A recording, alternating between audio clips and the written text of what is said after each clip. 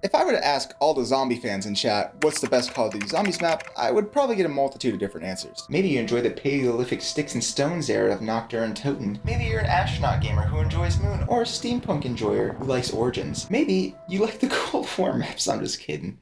No one's favorite maps are these pieces of shit. But I doubt anyone would say that the best Call of Duty Zombies map wasn't even made by a Treyarch dev. You would have to be insane to imagine that the best Zombies map is on the Steam Workshop. Well, imagine viewer, I am this insane. the best Call of Duty Zombies map is Wanted by Zero. Now, if you're an avid BO3 gamer, you're probably a little confused because obviously the best map is Cheese Cube. And while Cheese Cube is up there, I personally enjoy not having funny thoughts. You see, I think Wanted does everything in the classic Zombies format perfectly. A well-made map and great atmosphere? Check. Yeah. Unique guns that are fun to use? Check. Yeah. A fun but not too complex Easter egg? Yeah. Back to the Future references? More than a momfucker on Sunday, door.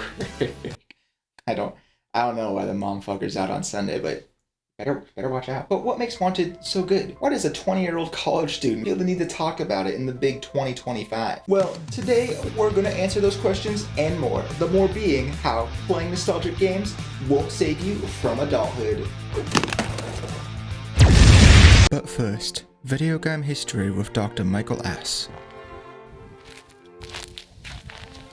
But before we can talk about what makes Wanted so good, first, what the hell is this guy talking about? Anyway, it's actually kind of a miracle we got zombies at all. It literally came from World at War developers just wanting to add a cool extra to the game. Jesse Snyder, whose blog I'm getting all this information from, wanted to make a game mode where you felt helpless in CoD, citing the nuclear bomb scene from Call of Duty 4 as inspiration. One of these original ideas was being a German soldier on the beaches of Normandy trying to stop the Allied assault, only to, at the end, have your bunker fucking exploded and an Allied soldier shoot you in the face. But obviously this game mode never happened, mostly due to the resistance there was to playing a German soldier, even if you did die at the end. So the idea continued to develop, and Snyder eventually asked his coworkers if they knew what a tower defense game was. He thought, due to the success of Flash tower defense games, that if Call of Duty had a tower defense game, it would be super successful. So if you think about it, Balloon's tower defense might have just inspired Call of Duty Zombies. I'm not saying it did, but maybe, just maybe, Dart Monkey and Tank Dempsey are second cousins. Here's something to think about. Snyder would then play the game The Last Stand, which was a zombie defense flash game and had the epiphany of Nazi zombies. The rest of the story here is pretty well known. You know, he takes the head developers, they say there isn't enough time, but other devs think it's really cool, so, you know, they start working on it on their free time during Saturdays and Sundays, and, you know, do I look like fucking a historian to you? Do I look like Thucydides? This is the fucking Peloponnesian Wars, bro.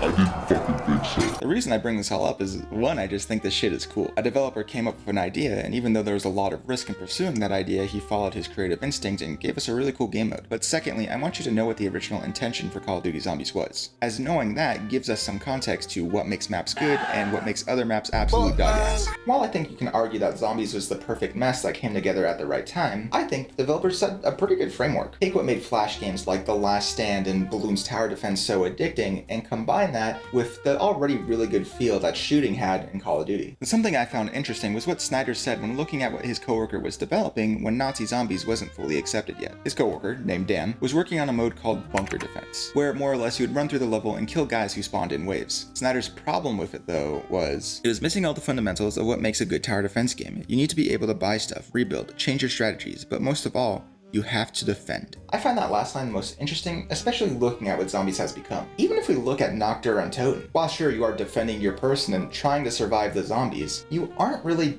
defending an area. The most important aspect to what Zombies became was moving around, progressing through the level and unlocking stuff. It'd be different if you were stuck in one room, but even in Noct, you gotta buy a door before you get to the mystery box. I would even argue defending and rebuilding barricades puts you at a disadvantage, because even with 4 players, there are way too many windows, and nowhere near enough downtime to build them back up. So you get zombies sneaking behind you while you're focused on one window. I don't think what made Zombies so good was the ability to defend, but the other things that Snyder got from tower defense games definitely did. Being able to buy stuff, upgrade your weapons, and strategize with friends just feels really good. The zombies get more powerful and more plentiful, but as the waves go on, you get more equipped to deal with them. I think it's ironic that good old Dan kind of won out in a spiritual way. Zombies kind of became bunker defense, and I think it's good it did. We got the best of both worlds. But I just want to make it clear, I don't think Zombies peaked at World at War. Black Ops 3 is still the golden standard. This janky piece of shit doesn't even have ray tracing. So now that we have all that out the way, let's finally talk about the best Call of Duty Zombies map. Now you may be able to tell, maybe by the fact that I'm sitting on this big ass tire, or perhaps the desert behind me, that I am a Western Arizona boy, which may make the selection of Wanted slightly suspicious. It's being a Western map, me being a Western boy. Now I'm here to tell you, if you're saying I'm biased, well, you're 100% correct.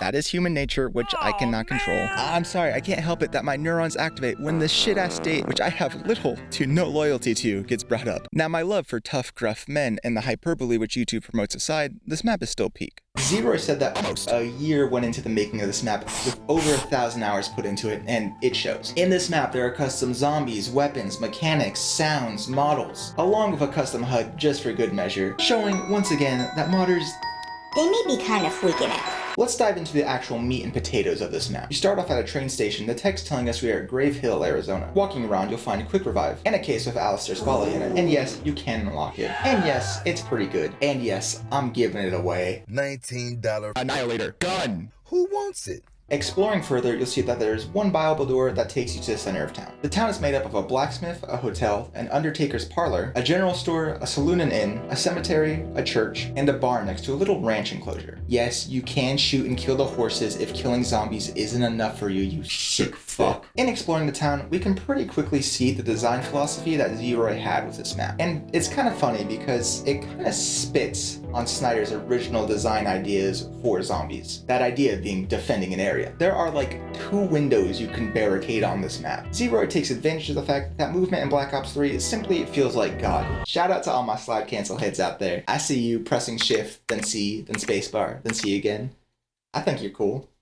Hit me up sometime. This brings us to the first thing I think a good zombies map has: open ground to run around it. While I think an enclosed map can be fun, I don't find myself playing on them super often. In my opinion, zombies just feels like it's at its best when you can consistently stay on the run, and feels a lot worse when you're just generally constricted. I think this just comes down to player choice. In an open map, if I get killed, it fully feels like my fault. Like I had all this open ground, but my dumbass decided to go for Juggernog and get stuck in the pizza room, compared to being in an enclosed area and having no way out. But I do think there is a healthy balance. If the entire map is open, it becomes too easy. You lose out on that strategizing element that Snyder thought so important. Wanted finds this balance by putting almost every perk and quest item within the close interior of the buildings. This adds a lot of pressure in late game situations where you go down and you need to restore your perks. Within the 10-second time of a round change, you can probably sneak in one, but there's nowhere near enough time to get everything you need. If you try to get your perks while the order's coming, well, brother, I tell you, might well be fish food. The second thing I think a good zombie map has is weapons that feel good to use. Now this might be more of a CoD thing than a zombie things, but god damn, Wanted's guns just feel so good to use, bro. From the starting pistol all the way to the goddamn rifles, almost all of them feel viable. Now I don't think you can make every weapon good. The rocket launcher still will be ass, don't get it twisted. But when I'm okay with a rifle, you're an actual miracle worker. Also, I gotta say, the weapons look so goddamn good. Shout out to Divine Fury, who did a lot of the modeling for the weapons on this map. The man's got a lot of talent. I think he might be going places. One thing I imagine Snyder never conceived of when making Nocturne Untoten was how rabid the fan base would become when it came to Easter egg hunting. Comment which multi-hour beating all the zombie Easter eggs is your favorite in the fucking comments below. As said in my other zombies video, I'm not a conspiracy theorist Easter egg hunter. I got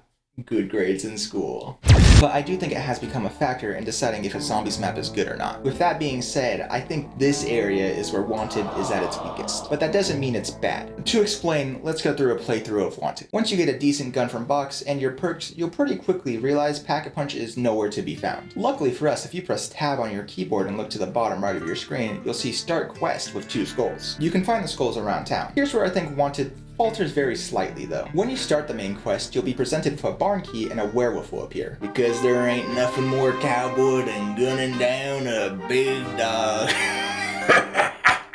If you're playing solo, this is a fine encounter. The werewolf isn't too much of a bullet sponge and goes down pretty quick. However, if you're playing on multiplayer, the now 2 werewolves might as well be called John Hard Difficulty Skyrim because Jesus Christ, it takes forever to kill these sons of bitches. This is the first case of the bullet sponge problem, but trust me, it won't become the last. Rewinding ever so slightly, when round 12 happens, spooky ass ghost ladies will come to steal your money. When you get past them, you'll be presented with a church key, which when used presents you with an evil ass portal. And Deadshot Daiquiri just begging to be bought. So cute. He thinks he's people. Bringing us back to where we were, you use the barn key to open up a terminal next to the barn doors with 3 colored digits on it. If you put 935 into the little code, you get a free 1 trip off. Just a nice little trick. 3 numbers are found at the hotel, the saloon, and the well. This opens up none other than Doc Emmett Brown's barn, and we see the man himself. And yes, we do gun him down for the Thunder Gun. Inside the barn, there's Pack-a-Punch and the DeLorean. Remember that funny little portal at the church? Well, if we go through that, we'll be taken to the campsite. Here you can find Hell's Retriever, which isn't needed for the main quest, but is cool anyway, and a bow, which is required for the main quest. Once you get taken back to town, you gotta shoot 2 flags, one found above the grocery store and another found above the train station. Shooting these makes evil-ass totems come up out of the ground, which act as soul collectors. In single player, these don't take a lot of time, but in multiplayer, you'll be grinding this out for a long while. Once the totems have feasted on blood, they'll retreat back into the ground, signaling that they're done. Now go back to the campsite to fill up another totem. This one will also retreat into the ground after it has feasted on zombie souls. Once you get back to town, you can find a blue circle prompting you to start the final fight. Once you do this, Arthur Leroy's big ass will come and charge you down. Now this is where I have my biggest problem with Wanted. Leroy, while a cool boss in concept, just isn't fun to fight. The werewolves aren't bad solo. Leroy is awful solo and just unbearable in multiplayer. It took a good 10 minutes blasting this fuck with the acid gap before he went down. Also important to mention, bosses for some reason don't take any damage from wonder weapons, which I don't know if that's a bug or intentional, but nonetheless annoying. But once you kill Arthur, you finally get some plutonium, you stick that bad boy right into the DeLorean, and you make your way to go fucking kill Michael J. Fox. So overall, I think the Easter egg is fine at best and obnoxious at worst, which might get you saying, Ashton, you're supposed to make us believe this is the best map ever made, and the Easter egg you said is obnoxious at best. What are you, some sort of dunce? And to that I say, damn, you didn't need to be that mean. I mean, like, I'm sorry. But the second thing I say to that is, Listen, pal. I'm not an Easter egg gamer. I don't think zombie maps need a peak Easter egg to be overall considered a great map. If that were the case, I'd be talking about Lasagna Party. Wanted does everything right that you could ask for out of a zombies map. It has an awesome environment. It makes great use out of Black Ops 3's movement. It has awesome unique weapons that feel good to use. It even brings back my boy PhD Flopper. What up, homie? Dab me up! Overall, I think I made this video because, I wanted to gush about Wanted for a bit, but also I just find this shit inspiring. Snyder's zombie idea being rejected just for him to do it in his free time nonetheless, and producing something amazingly fun is an awesome story to hear about someone truly believing in their creative ideas. Then Zeroy spending almost a year on a Black Ops 3 zombie map and putting it out for free. It just shows how much love and joy zombies brings people, and how modders give back to the community of which they're a part. It's just awesome shit, man. Well, I think that does it for me. Thank you for watching my videos, and thank you for giving a shit about them. That means the world to me.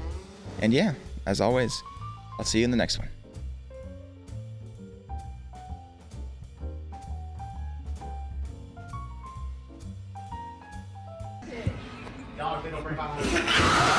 Subscribe to Classic Ash. Be well.